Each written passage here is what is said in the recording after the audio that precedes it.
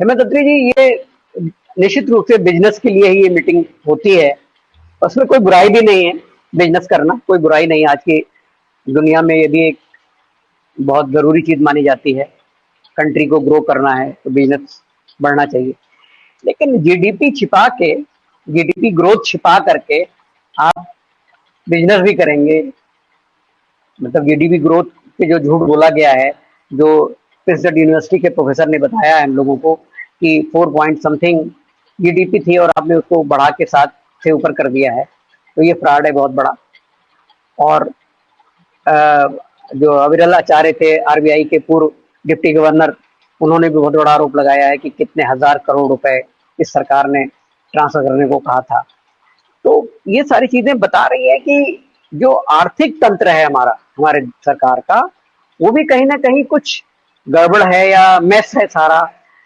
ऐसे में ये बिजनेस की बातें कर रहे हैं। और सऊदी अरब का बादशाह भी आया हुआ है, किंग है वहां पे, वहां पर सरकार तो है नहीं चुनी हुई, किंग आया है वहां का। और इसराइल भी उसके साथ समझौता हो गया है। तो ये सारे मिलके बड़े उद्योगपतियों को संरक्षण देने के नाम पे सारा बिजनेस हो रहा है। यानी जो, चाहे अमेरिका के उद्योगपति हों, चाहे इसराइल के उद्योगपति हों, चाहे सऊदी अरब के हों, चाहे भारत के हों, कुल मिला के सारे ये सारा का सारा जो खेल है बिजनेस का, ये उन बड़े उद्योगपतियों के लिए हो रहा है। ऐसा नहीं लगता यूसुफ आपको? जी देखिए यूसुफ जी, हमेशा से ही होता है, इसमें कोई नई बात नहीं है। ये जो प्लेटफॉर्म बना था 2008 की मंदी के बाद, उस तरह के हालात दुनिया में रिपीट ना हो, आर्थिक और प्लस पार्शियली इसमें राजनीतिक हालात वर्ल्ड ओवर जो भी स्थितियां चलती रहती है, उनके ऊपर एक समग्र एकरूपता लाने के लिए पॉलिसीज को लेकर के और तमाम चीजों को लेकर के, जैसे फॉर एग्जांपल क्लाइमेट चेंज एक मेन इशू है इस समय। कार्बन कट एमिशंस दूसरा, कार्बन एमिशंस कट दूसरा, तीसरा जो डेवलपिंग कंट्रीज है उनके ऊपर चाइना के जिस तरीके कर्ज का दबाव जिस तरीके से बढ़ाया जा रहा है, उन सारी चीजों पर एक होलिस्टिक अप्रोच लेने के लिए G20 का गठन किया गया। लेकिन आज G20 खड़ा कहां पर हुआ है? देखिए, नरेंद्र मोदी जी जो कुछ कर रहे हैं वो बिना कारण नहीं कर रहे हैं। उनको ये पता है यहाँ नरेंद्र मोदी कुछ नहीं है, यहाँ कोई भी होता तो यही स्थिति होती। एक रोटेशन है, उसमें हर साल एक देश के पास इसकी जो है, क्या बोलते हैं इसको, आयोजन जाना ही था। हर साल जाता है, आज यहाँ है, अगली बार कहीं और होगा, उससे अगली बार, तो 20 साल में अगली बार आपका नंबर आता है। और भारत का अगला कब आएगा वो भी क्लियर। तो अब सवाल ये है कि मोदी जी ऐसा क्यों कर पा रहे हैं, इन सब चीजों को क्यों छुपा पा रहे हैं, क्यों दबा पा रहे हैं, क्यों दिखा पा रहे हैं? कारण सिंपल है, भारत दुनिया की सबसे बड़ी सो कॉल्ड तेज अर्थव्यवस्था बढ़ती हुई है। हालांकि अब जो लेटेस्ट आंकड़े आए हैं, जो मोदी जी के जो वो वैज्ञानिक जिन्होंने दिए हैं कि 4 पॉइंट समथिंग जो आपने जिक्र किया, हमारी वो थी, जी उसको जी 7% से ऊपर दिखाया गया। ये आज की बात नहीं है, ये 2014 जी से जी, यही सब चल रहा है, फर्जी आंकड़ों के यही साथ। चल रहा लेकिन है। सवाल ये है कि भारत की जो इंपॉर्टेंस है वो नरेंद्र मोदी के कारण नहीं है, वो कुछ और कारणों से। भारत का जो डेमोग्राफिक डिविडेंड है, भारत की जो आबादी है, भारत की जो बढ़ती हुई अर्थव्यवस्था है, और भारत का जो आकार है, इसके कारण हमारी महत्व है पूरी दुनिया के स्तर पर। अदरवाइज हमारी गरीबी, हमारी भुखमरी और तमाम आंकड़े तो मैं आपसे बात कर चुका हूँ, प्रेस फ्रीडम और तमाम चीजें। तो हमारा जो भी चीजें, जो हमारा दुनिया में कद है, that is due to our vast size and scale. हम दुनिया के लिए बहुत बड़ी मार्केट है, इसलिए अमेरिका जैसी विश्व शक्ति इस तरह की बदतमीजियां भी झेल सकती है कि प्रधानमंत्री और उनकी मुलाकात के बाद प्रेसिडेंट को भी ब्रीफिंग ना करने दीजिए, उसकी इजाजत ही ना दीजिए। वो झेल रहे हैं क्यों? क्योंकि वो व्यापारी लोग हैं, उनको व्यापार करना है। भारत के साथ उन्होंने जो ये जो ड्रोन का जो वो किया है, उसके प्राइस पे पहले दिन से झगड़ा चल रहा है कि कितने में ले रहे हो आप। उसके ऊपर कोई शब्द कभी नहीं आएगा आपके पास, जैसे राफेल को राष्ट्रीय सुरक्षा बता दिया गया था, यहां भी बता दिया जाएगा, क्योंकि सब कुछ अंडर दी कवर है। लेकिन सवाल केवल इतना है कि क्या इन सारी चीजों के अंदर हम सीख क्या रहे हैं, देश को क्या लाभ हो रहा है? मोदी जी को तो पब्लिसिटी मिल गई, देश के अंदर पॉजिटिव मिल गई, और वर्ल्ड ओवर के अंदर इससे खराब पब्लिसिटी किसी को नहीं मिली होगी आज तक जो उनको मिली है इस G20 में। हकीकत है ये, आप कोई भी अखबार उठा जी के देख लीजिए वर्ल्ड का, और मैंने आपको भेजी भी है पूरी स्टोरीज, कई कई जो जी डिटेल, जी जो मुद्दे वाइज के किस मुद्दे पे क्या क्या काल उतारी होगी। तो जी जी सवाल ये है कि ये किसी व्यक्ति के कारण नहीं है। ये अगर मोदी जी ना होते तो भी ये 2022 में इंडिया में सिलेक्टेड था। उन्होंने इसको 2023 में चुनाव से जोड़ करके इसको आगे बढ़वाया।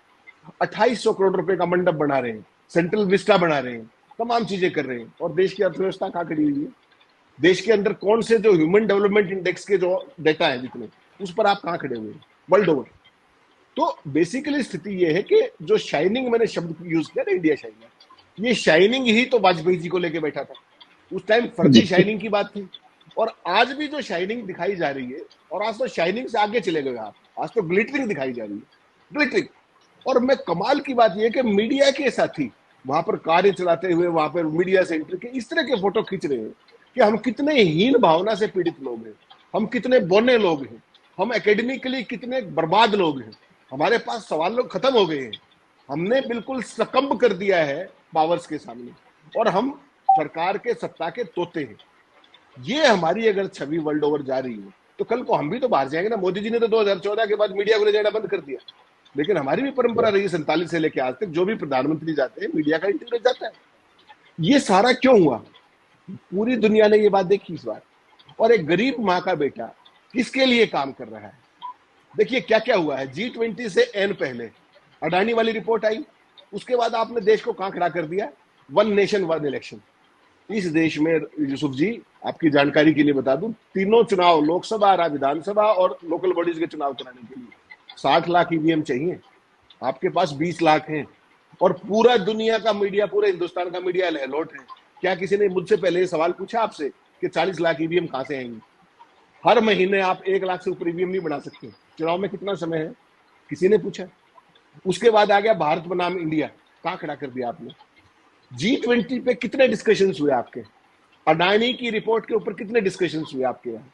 आप किस बात पे बहस कर रहे हैं? वन नेशन वन इलेक्शन संवैधानिक तौर पे संभव नहीं है, टेक्निकली तौर पे संभव नहीं है, फिजिकली ईवीएम ना होने के कारण संभव नहीं है, नई ईवीएम बना पाना संभव नहीं है, और आप फेक नैरेटिव में पूरे देश को धकेल दिया। और विपक्ष, सबसे बुरी बात यह है कि विपक्ष को भी इतनी अकल नहीं है कि विपक्ष ने भी ये सवाल नहीं पूछा कि ईवीएम कहां से लाएंगे आप। किसने नहीं पूछा? सबने अपने अपने संविधान बताने शुरू कर दिए, क्योंकि उनको समझ नहीं है बेसिकली कितना थोथा और खोखला लोकतंत्र हमारा हो गया है दोनों पक्षों पे। ये विपक्ष भी रहम के लायक है। इनकी बौद्धिक क्षमता, भारत हो इंडिया हो, आप इस बहस में क्यों पड़ रहे हैं? आप अपने सवालों पर स्टिक कीजिए ना कि मोदी जी ये जो खर्चा कर रहे हैं आप, ये कहां से आ रहा है? आप तो गरीब माँ के बेटे हैं, सोने के बर्तन कहां से आए? ये जो सब दिखावा कर रहे हैं, ये आपका बोनापन दिखा रहा है। पूरी दुनिया हंस रही है आपके ऊपर कि यार जर्मनी जैसा देश 642 करोड़ में G20 कर देता है, और हिंदुस्तान, तो ये दुनिया देख नहीं रही क्या? इसको फुकरापंथी कहेंगे आप बोलचाल की भाषा में, और पूरा देश भी देख रहा है इस बात को कि किस काम के लिए लगाया जा रहा है। तो ये जो पूरे का पूरा आयोजन था, मोदी जी ने अपनी लार्जर देन लाइफ की एक फोटो के इवेंट के, इस वक्त तो फोटो अपॉर्चुनिटी में जीने वाले आदमी है, सवाल तो वो लेते नहीं। फोटो तो उन्होंने क्रिएट कर ली, लेकिन जो वर्ल्ड लीडर्स थे उन्होंने भारत के लोकतंत्र का और भारत के नेतृत्व का खोखलापन और सवालहीन लोकतंत्र, इसका जो निर्लज उदाहरण, शर्म निरपेक्ष उदाहरण मैं कहता हूं, ये पूरी दुनिया में और कहीं नहीं मिलेगा। जी बहुत शुक्रिया हेमंत जी।